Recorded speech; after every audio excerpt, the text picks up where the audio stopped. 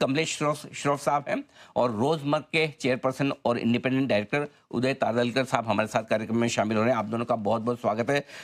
कमलेश श्रॉफ साहब, आपसे शुरुआत करना चाहता हूं। जो प्राइसेस निकल कर आई है स्पॉट लेवल पर निफ्टी, बैंक निफ्टी और कई सारे स्टॉक्स की, जाहिर सी बात है कि वो प्राइस डिस्कवरी सही नहीं थी। जो आप, हम, इन्वेस्टर, ट्रेडर्स, ब्रोकर, एक्सचेंजेस और सेबी चाहती थी, वैसी प्राइस डिस्कवरी नहीं हो पाई। क्या खास कारण आप समझते हैं उसके पीछे, जरा पहले ये समझाएं। नमस्कार Anil Singh ji.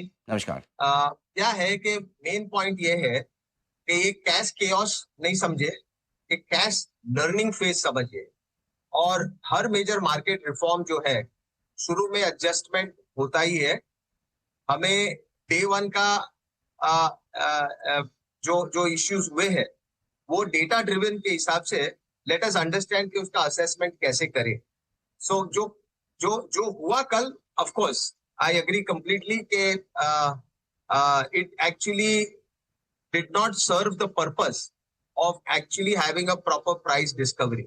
Instead of that, we saw prices which were almost about 1% higher and some even maybe 2 or 3% higher lower. So वो हिसाब से सिस्टम एकदम सही से डे वन पे काम नहीं कर पाई। और अभी पॉइंट ये है कि but system is perfect in the sense के जो लॉजिक है उसका फंडा है कि भाई अपना जो मैक्सिमम बाय सेल ऑर्डर्स जहां पे है उसको वो मैच करना है। तो इसका ऑब्जेक्टिव बेटर प्राइस डिस्कवरी का है और फुल फेयर क्लोजिंग प्राइस आना चाहिए। And of course globally exchanges have taken this up, so वो ट्रैकिंग एरर नहीं रहे उसके हिसाब से ये सिस्टम बनाया है। उदय सर, इसमें एक सवाल जो आता है निकल कर वो ये कि जाहिर सी बात है ग्लोबल प्रैक्टिसेस हम अपना रहे हैं। ज़्यादातर ईटीएफ्स, ज़्यादातर बड़े इंस्टीट्यूशनल इन्वेस्टर्स इस तरह की प्राइस डिस्कवरी पसंद करते हैं और हर कोई कदम एक सिस्टम को इम्प्रूव करने के लिए, बेहतर करने के लिए लिया जाता है। लेकिन क्या भारतीय बाजारों को देखते हुए, जहाँ हमारे यहाँ कैश मार्केट में लिक्विडिटी काफ़ी कम है, एफएनओ में लिक्विडिटी कई कई गुना ज़्यादा है, कई हज़ार गुना ज़्यादा है, तो ये बेहतर नहीं होगा कि हमारी प्राइस डिस्कवरी, और वो भी स्पेशली एफएनओ स्टॉक्स की, एफएनओ मार्केट से ही बने तो ज्यादा बेहतर होगा?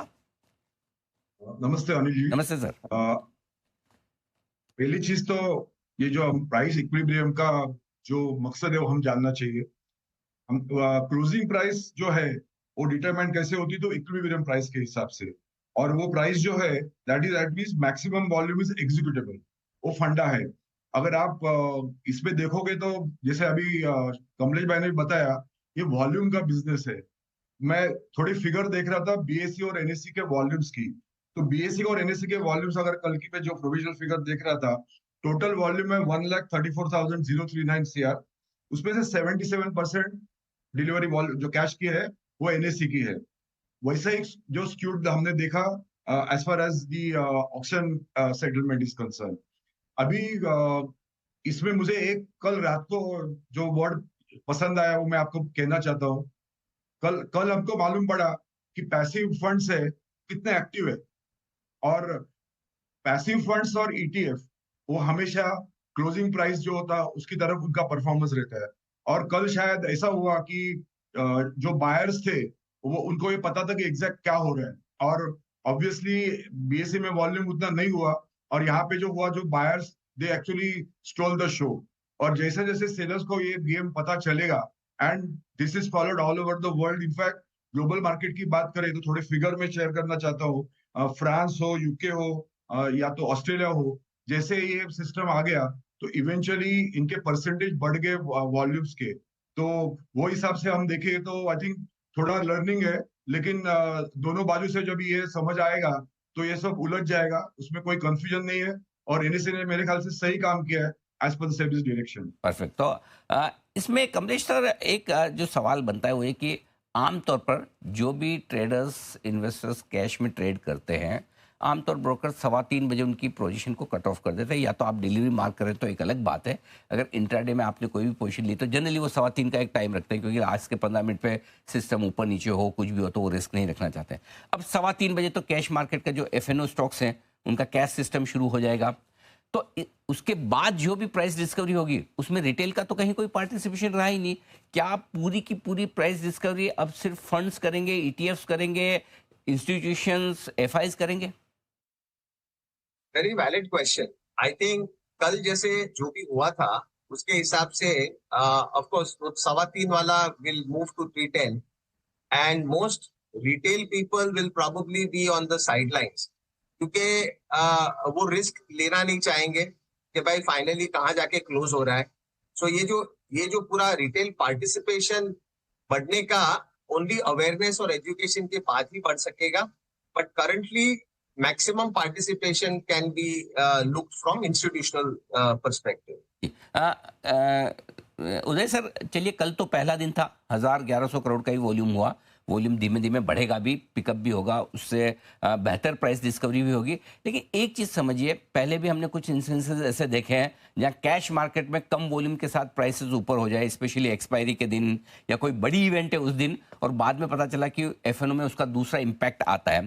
तो क्या इस चीज की रिस्क इस सिस्टम में बढ़ जाती है, जहां थोड़े से कैश मार्केट के वॉल्यूम में आपकी क्लोजिंग प्राइस अलग हो जाए और पता चला कि आपके ऑप्शंस वगैरह जो एक्सपायर हो रहे हैं उस दिन, चाहे वो वीकली या मंथली एक्सपायरी का दिन हो, तो ये प्राइस डिस्टॉर्शन हो सकता है? नहीं, बिल्कुल नहीं. पहले आपको इसमें जानना चाहिए कि जो इंस्टीट्यूशंस है वो किसको रिप्रेजेंट कर रहे हैं. इंस्टीट्यूशन रिटेल को ही रिप्रेजेंट कर रहे हैं. ना ना ना, रिटेल वाले नहीं, कोई रिटेल वाले नहीं, कोई जिस तरह के हेज फंड्स हुए हैं. हाँ, वही जी, तो जी. वहां पे इन्वेस्टमेंट किसकी है? इंडिविजुअल्स की है ना. तो आपको इसमें एक जानना पड़ेगा कि यहाँ इंस्टीट्यूशन हावी हो रहा है. और आपको मैं बताऊं कि जो हेल्दी मार्केट्स है ग्लोबली, तो वहां पे अभी एवरेज ये अभी जैसे आप धीरे धीरे हमको पता चलेगा कि वॉल्यूम बढ़ने वाला है ऑक्शन में. और एक मैं पढ़ रहा था कल रात को, अराउंड 20% तक जा सकते हैं ऑक्शन का turnover versus the normal turnover. और इसमें वॉल्यूम का बिजनेस रहेगा. जिस एक्सचेंज में लिक्विडिटी अच्छी रहेगी वहां पे वॉल्यूम बढ़ेगा. और इसमें मतलब रिटेल इन्वेस्टर को कोई चिंता करने की आवश्यकता मुझे तो नहीं लग रही.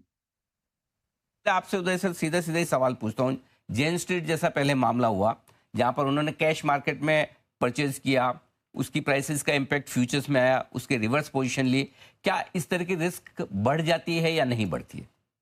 नहीं बढ़ेगी सर, क्योंकि आपका जो इंडिकेटिव प्राइस जो आता है और उसके रेफरेंस प्राइस और उसके बाद में जो ट्रेड होने वाला है, उसमें तो किसी को कोई जो कंफ्यूजन की कोई बात नहीं और कोई उसमें मैनिपुलेट भी नहीं कर सकता है. इनफैक्ट यहाँ से प्राइस डिस्कवरी अच्छी होने वाली है. और ओवर ए पीरियड हम लोग दिखेंगे जैसे मार्केट मैच्योर होता, यहाँ पे बढ़ते जाएगा वॉल्यूम ऑक्शन में, ना कि रेगुलर में.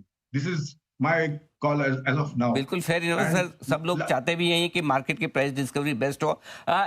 टाइम प्राइस डिस्कवरी को